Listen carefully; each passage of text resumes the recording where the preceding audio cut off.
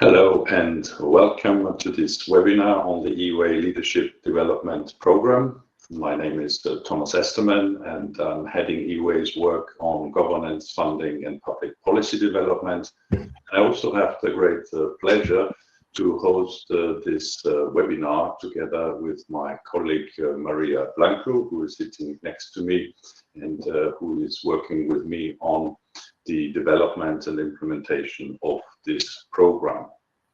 Now, what's our plan for this webinar? We have 45 minutes. In the first part, we will explain a bit where we came from and how we arrived at this moment that we can offer now the first EUA Leadership Development Programme. We will talk a little bit about the elements that we think are quite unique of this program, and then of course go into more details about the structure and the content. And we will also have with us my colleague Annalena Klees-Kulik, who is working on policy coordination, doing many things, but also working increasingly on foresight tools. And as this will be an important part of the program as well, she will give us a snapshot and a zoom in to some of the foresight tools that we're using in the development program. And well, we will then continue with some aspects on logistics and application, and then have the time where you can pose your questions. For that purpose, you can use the chat in this application. You will see that you have a chat function, so pose your questions there. And if you see a question has already posted that you also wanted to ask, you can also vote on these questions so that we can also see what are the burning questions that you have. Now, let me start with the first question that we already received before somehow. Well, how do we get there to arrive where we are now with the Leadership Development Programme? So I think we can bring up the presentation for this purpose. For EUA, the Leadership Development Programme has always been leadership and leadership development has always been important in that sense that we have worked this into various activities, projects, focus groups. We're doing leadership roundtables. We had a first project that I just want to mention was the Ustream project, where we had a strong focus on efficiency, effectiveness and value for money, and where we had a dedicated focus group and also publication on the role of leadership in that aspect. More recently, the Lotus project looked at leadership at learning and teaching at universities. A very interesting project, also with a dedicated publication, and that has also provided some information to the development of this leadership development program. And last but not least, a recent project, the New League project that we conducted with several European partners, also supported by Erasmus+, where we looked at the big transformation topics that university leaders have to deal with, and such as the twin transitions, so sustainability, digital transition, but also cooperation in international formats like the European University Alliances, equity, diversity, and inclusion. What we also did within this project is we looked at how leaders are supported in these challenging times that they have to navigate their universities. And we found that there's quite a diversity ranging from systems and institutions that have quite a large offer of leadership support in programs, in more formal programs, to those where nothing is available, neither at institutional system level, or where there are only, let's say, soft support measures, but no programs.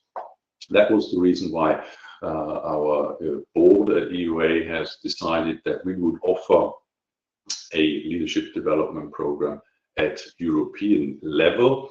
And we think one of the reasons why we think this is a quite unique offer is that there has been no European Leadership Development Programme at this level, at European level so far. There have been programs looking out at professional support service leaders and etc., but not at European level. Well, this is one of the first unique features that we offer this for senior university leaders in Europe, both academic support leaders as well as professional support leaders at the institution, supporting also the concept of shared leadership. That was also one of the parameters that our EUA board wanted to have. It should be there for people, for leaders in senior leadership teams, but also those who have a professional support leader function and are sitting in those leadership teams. So first program.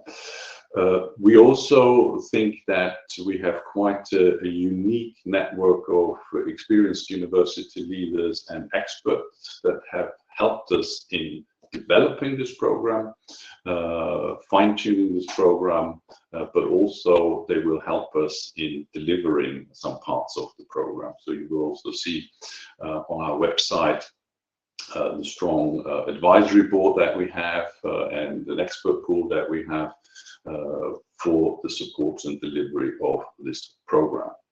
The third unique feature, we think it's based on the latest European research on leadership and transformation. So it has been and will be fueled by the work that we have been doing, but also by the latest trends and research that our partners and experts have been involved, and several of them have also been involved in developing leadership programs at the national level.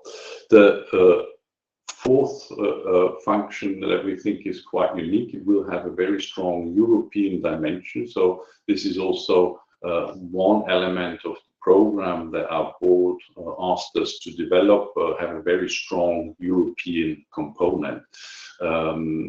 And that is clearly also will be fueled by the expertise that we have through our partners, but also in-house. So you will get fresh perspectives, but also very practical tools to navigate the whole complexity that universities have to deal with today. Now, let me tell you about some of the highlights of this program. Now, any leadership development program will not just be fueled by theory and theoretical impact. We will also want to have a very strong practical application, and that we will also do through have real-world leadership dilemmas. We will work with cases that you will, as participants or university leaders, face in your institutions. That's also why we will bring together a diverse group of European peers so that you can actually simulate the real leadership dilemmas in a leadership team. So that will be a very strong component that we will work with different profiles, different leadership profiles to look at these challenges. You will also get the latest insight and trends in learning and teaching, research and innovation, quality assurance, governance, and the related leadership challenges that they come with that. So also our in-house expertise that we have at EUA, colleagues will prepare, let's say, the essence of what they have been working on and what they think are the important trends to know for university leaders right now. And if you're in a leadership position, so that you will also get in this program. And maybe just a fourth component to round the highlights here is we will have obviously interaction with key Brussels policymakers from the different institutions, be it the Parliament, the European Commission, permanent representations or other partners. And what we want to do there is a bit more looking behind the scenes. So this will also be not the, let's say, presentations that you will get in conferences or other events, but really a sort of very informal behind-the-scenes talk with some of these experts. But now enough of the highlights. Let's go into the program structure. And Maria, I think you can tell us more details what we have in place for the structure. Thank you. Thank you, Thomas. Yes, so we have designed a program that combines both online modules and on-site sessions. The core blocks of the program are three. The first opportunity to meet in person will be in April 2025 in Riga, Latvia, alongside the EUA annual conference. It will be a one-day kickoff session where participants will gather for the first time. And we will have some interactive ice-breaking sessions, and we will start sharing some leadership dilemmas from their own personal leadership journeys. The second opportunity to gather together will be a 5-day intensive session in Brussels in June 2025. Where participants will focus on the main pillars of the program, which will be strategic foresight, leadership pillar, governance pillar, and a management block. This 5-day intensive session will include the exclusive engagement with key European policymakers and stakeholders that Thomas was mentioning before. And then finally, the participants will gather again in September 2025 to participate in one of 3 2-day modules in Brussels again, that will focus on the major leading big transformations such as leading internationalization within the European University Alliances, the sustainability transformation, and all the leadership dilemmas that they might entail, or the digital transition, or the transformation towards more greater equity, diversity, and inclusion within institutions.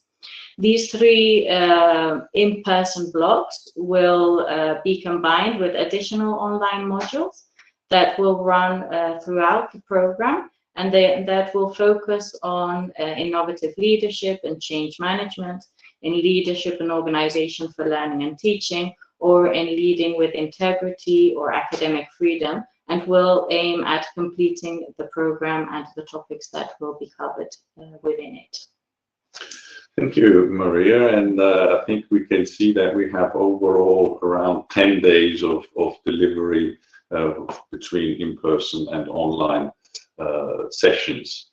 Now it's my great pleasure to also bring in my colleague Anna-Lena Klaes-Kulik, who will give us a flavor of what we can expect in the strategic foresight module. Anna-Lena. Yes, good afternoon. Thank you very much, Thomas. Good afternoon also from my side. I'm very happy to give you, as Thomas said, a short snapshot of what we're going to do in the foresight module, or the foresight session of the Leadership Development Programme, that I will have the pleasure, together with my colleague Thomas Jürgensen, to facilitate. But first of all, why foresight in a Leadership Development Programme? What do foresight and leadership actually have in common, or why is the former good for the latter, maybe? What the two have in common is actually that for leadership, but also for foresight, you actually need to train your ability to work with the unknown. As university leaders, you often have to take decisions on complex topics where you don't actually can foresee all the possible consequences. You don't know all the details. You have to rely a lot on what others tell you, also on your experience. And you're often taking decisions at your institutions that have consequences way long into the future. And foresight is an important tool that can be quite helpful in that, to actually take informed decisions and decisions that are based on evidence. But it's not about controlling anything in the future or making accurate predictions. It's also not about looking into the crystal ball. It's actually trying to work with different possible futures, possible forecasts that are based on evidence from the present, so big trends, drivers, developments that we see already in the present, and then some signals of change that may point into a certain future direction. So in a way, foresight is not only, it's a tool, yes, but it's also an ability that you can actually strengthen a little bit, like a muscle that you train to work with different possible future scenarios that then as a leader help you to take informed decisions about the direction you may take for your institution to shape its future. So as you can see on the slide, yes, it's an important tool in strategic planning, and it can enhance institutional preparedness if it's combined with strategic decision making. And we will, in this module, go a little bit into the theory of it, into the terminology, tell you a bit about this, but then very practically work with you on this. So we will have a mix of different sessions with presentations. They will be highly facilitated, and then we will use some of the basic foresight tools. I mentioned already working with forecasts, different scenarios, but also other tools that help you to immerse yourself into different possible futures and then work on your very practical cases and challenges that you're facing as a leader also in your everyday life. And the benefit you will get out of this, hopefully, is that you get a basic understanding of these tools that you may then in your own institutional context use, or use also with your teams that are working on things like this, for instance, and apply to the leadership challenges that you are having. So we look into different topics as well, but the more important thing is to actually learn how to apply foresight as a technique. And we hope that through this session you will get the necessary tools and insights to then afterwards be able to use this in your own context. This is it from my side, and I'm still there afterwards if there are questions as well on this particular. Thanks. Thank you very much, Anna-Lena. And indeed, if there's some questions coming up, you will be with us. And I have to say, I'm really very much looking forward to this particular pillar and to this particular day. We already had the pleasure on engaging in some of the work that you've been doing, Anna-Lena, over the past couple of years. And it's really a fascinating tool that is not only fun, but also a very interesting and I would say efficient structure to help you with your strategy, but also with the concrete implementation of how to be prepared for the future. So that's really something we're looking forward to. And I have to say, surprisingly, not really very broadly used yet in the university context. So here again, you will get something really unique. Well, we will move on to the next part, Maria, about more on the logistics and practical details. Can you fill us in on that? Yes. So the call for participation is now open, and it will be open until the 24th of October. The first cohort will gather up to 20 senior leaders, academic and professional support leaders from EUA member institutions. Applicants should be part of university senior management teams with responsibility for strategic decision making.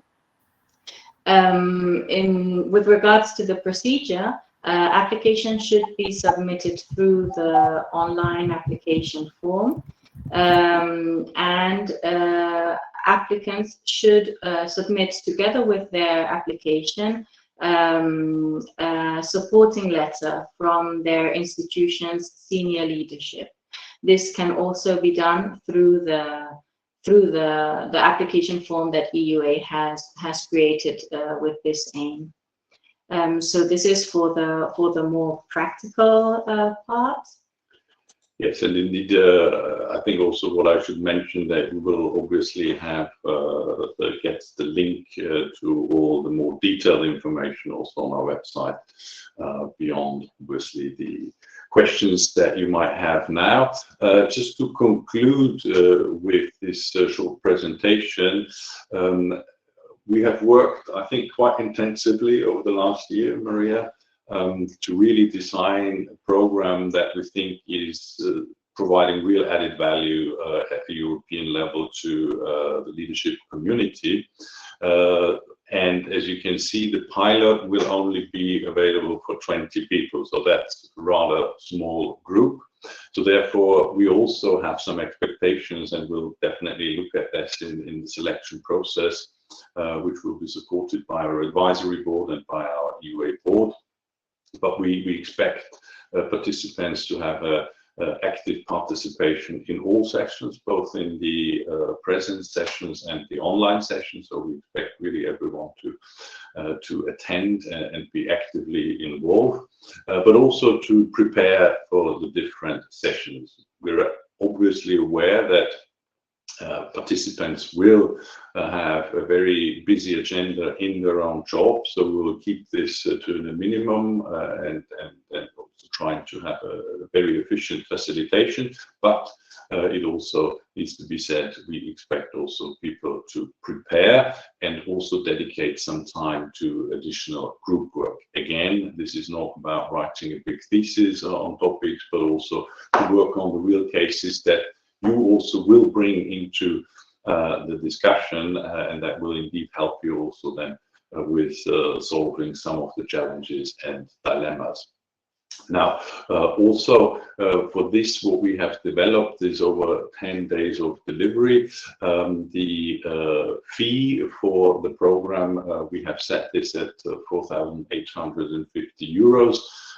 This is clearly also the intention to make this accessible to leaders from across Europe, and also, as you will see, quite clearly lower than some of the programs that are offered across Europe on that aspect. Travel and accommodation costs have to be self-funded, but that is the fee for this first pilot, and we think that is also quite a good value. Yeah, I'm leave the presentation here now, and we have now the sort of possibility for everyone who is attending this session to ask some questions in the chat. So you can use the chat function, just type in the questions that you have, and yeah, and we will be happy to answer them. Maria, I think yes. Some questions also came in before, so yes. Maybe if we start with some of them. Yes, so for example, while we get some other questions coming into the Q&A section of the webinar, would you like to explain a little bit more who will be delivering the program sessions, which was one of the questions that we got previously? Yes, so we have a large pool of experts and experienced university leaders who not have helped us in the design of the program, but will also help us in the delivery. So you can see also on our website who is in the advisory board and who is in the expert group. So some of them will deliver. Just to give you an example, what we also wanted to have is people that might have an experience in several functions. So we will have, for example, Petra Wendt, who has has been had leadership roles in several higher education systems in Europe, and also has an experience in chairing a governing body of a university, and on top of that has also been working on the topic of leadership and leadership development, and she will be, for example, facilitating the governance tool that we have planned for the Brussels section. So that it would be an example of one of the profiles and experts that we have. Or maybe just to give one other example, we have Oliver Vettery from the WU in Vienna, who has also been strongly engaged before in the Lotus project, has a leadership role, and is also very active on the whole leadership development and what leadership really means. So he will also help us in delivering the leadership module and the leadership day here in Brussels when it comes to that. Mm-hmm. So we are going through some of the questions that are coming in. Another question is related to the participation of colleagues that are not yet EU members. So if you can explain. Yes, that's obviously a question that we've heard before. Our EUA board has decided that this pilot program will be for EUA members only. I would say one of the reasons obviously is that we have dedicated a lot of resources to the development of this first program, which obviously are paid through the membership fees from EUA members, and therefore this pilot will be in this first phase only for EUA members. So if you're not an EUA member, well, consider becoming a member. It's certainly one of those advantages, but clearly for this first pilot, it's for EUA members only. Mm-hmm. Another question that just came through is, does the program have an academic accreditation? Yes, maybe you can answer that question yourself, Yes. Maria, because that's also something that you will look into. Yes, we will be looking into this with the advisory board and our expert pool, but indeed the program will, participants will receive a certificate for having participated in the program without a doubt. Yes.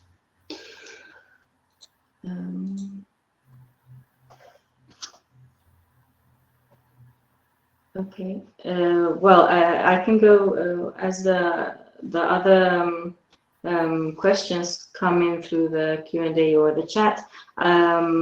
If you would like to explain a little bit more on how the participants will engage with European stakeholders throughout the sessions, or what we are planning in this regard.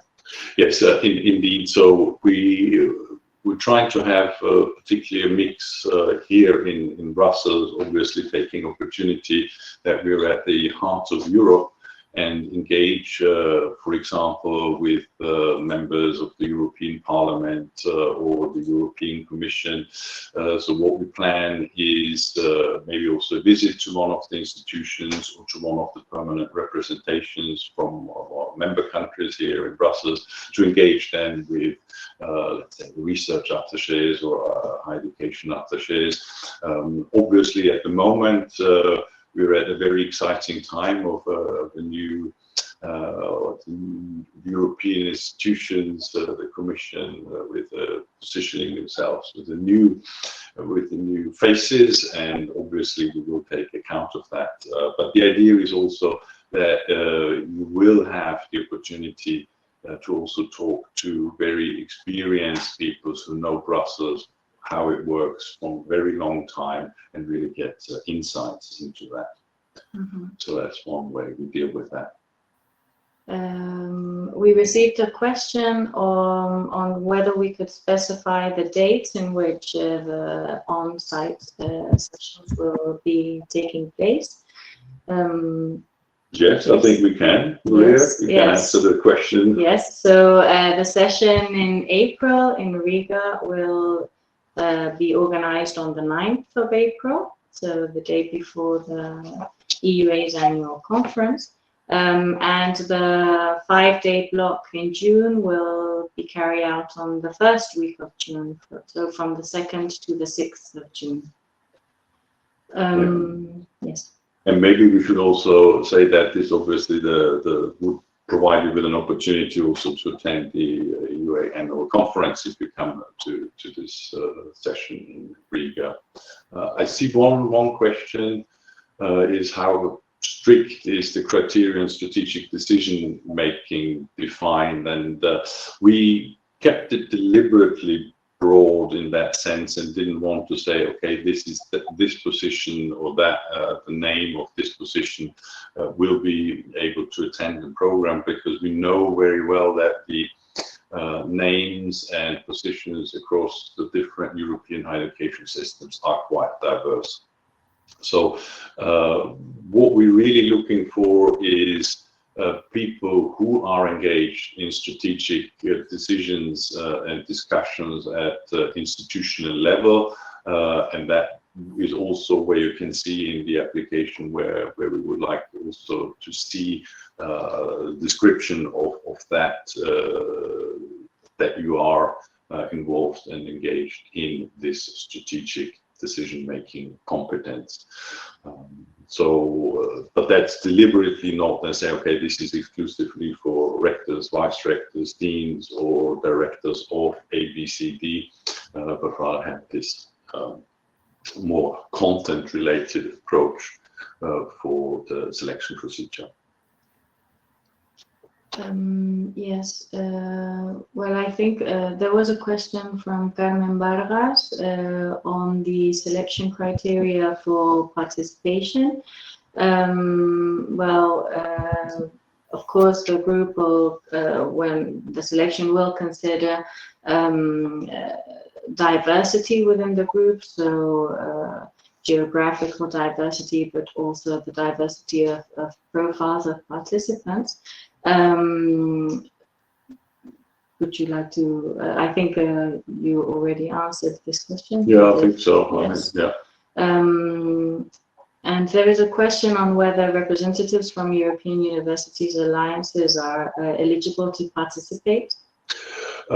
Again, I mean, it comes down to the question if that person is also connected to a EUA member institution and has a strategic decision-making competence in the university, then of course, very, very welcome to join.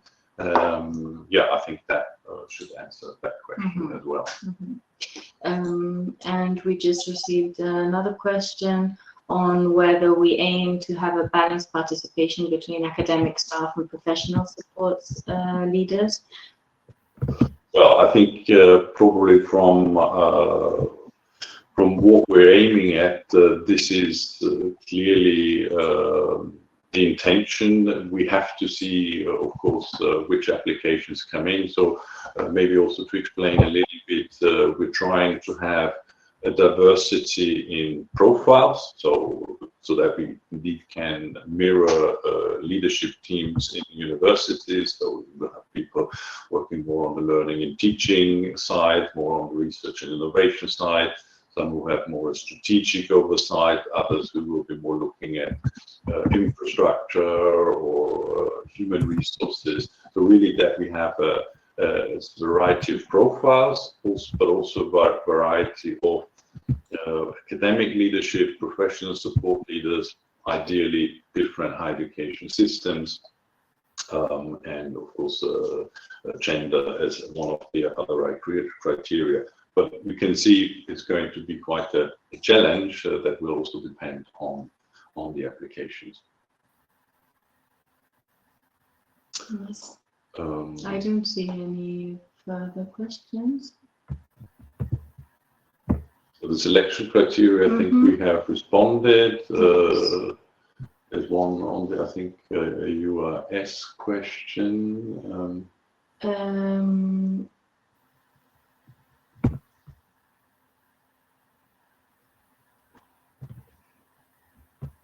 This is related to the participation of representatives from alliances, which is also related to maybe one question also, Maria. Obviously, this program, we now know when we will run this program, but what will happen afterwards?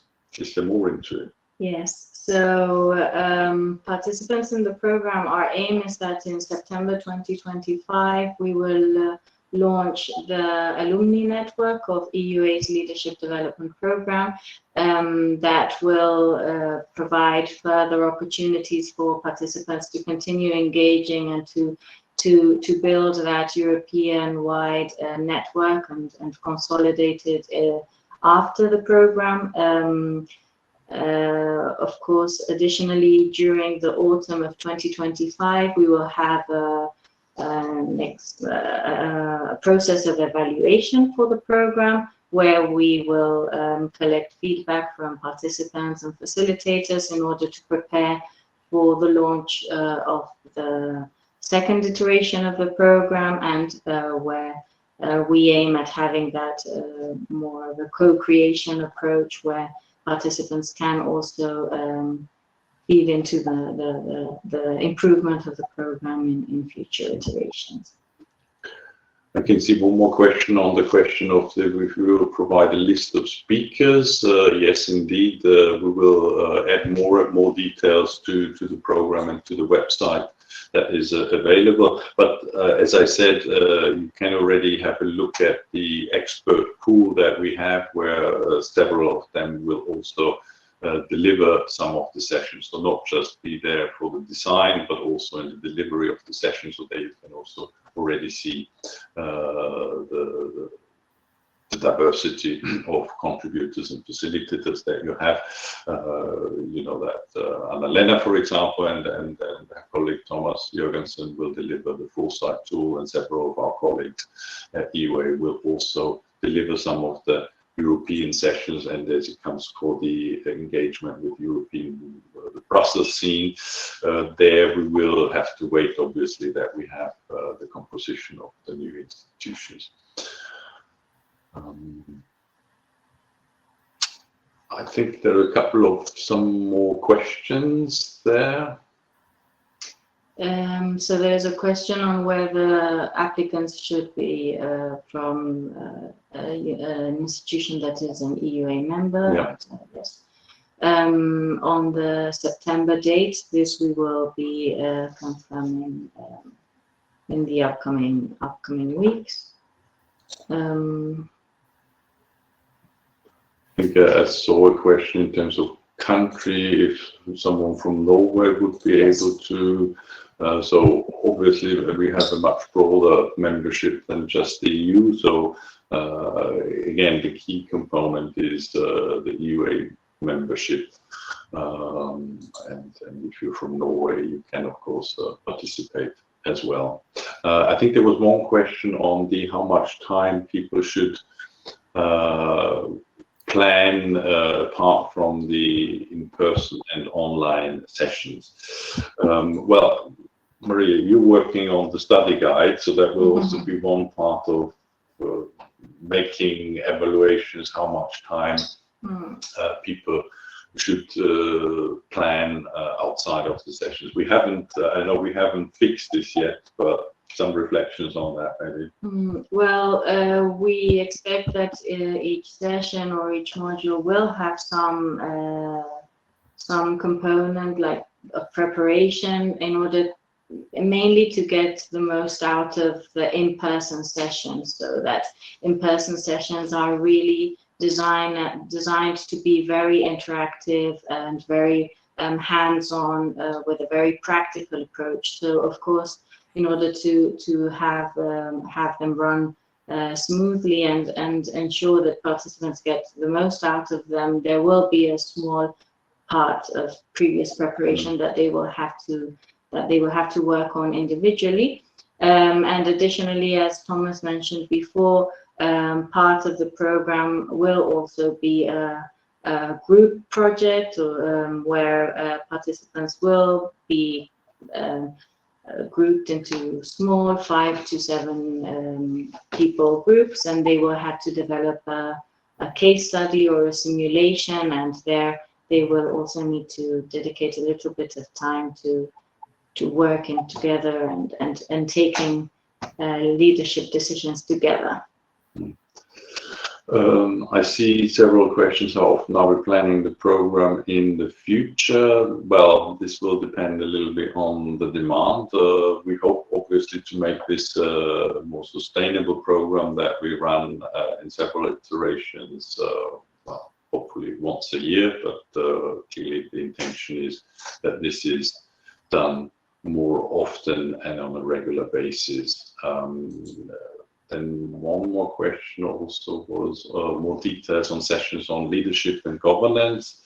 Well, again, the structure will be that you would get, let's take the leadership pillar, which will not be the only pillar where the one day in Brussels, for example, where we talk leadership, because that will run throughout the whole program.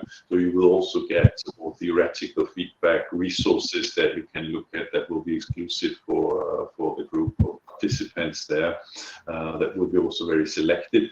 But if you look at this one day of leadership here in Brussels, you will get input from experts on the topic of leadership at universities, from leaders who will engage in the session, also provide feedback from their own experience, how to basically address the different leadership topics. We will look at strategic leadership, we will look at the concept of shared leadership, also the dilemmas between management and leadership, and how to engage. And that will also then transition into the governance pillar, where we're trying to really explore how to manage the triangle between the different governing bodies and leadership teams, and how you can work together in the best possible way. So those are some of the aspects. I think we are not able to answer maybe all questions within the next 2 minutes when we have to close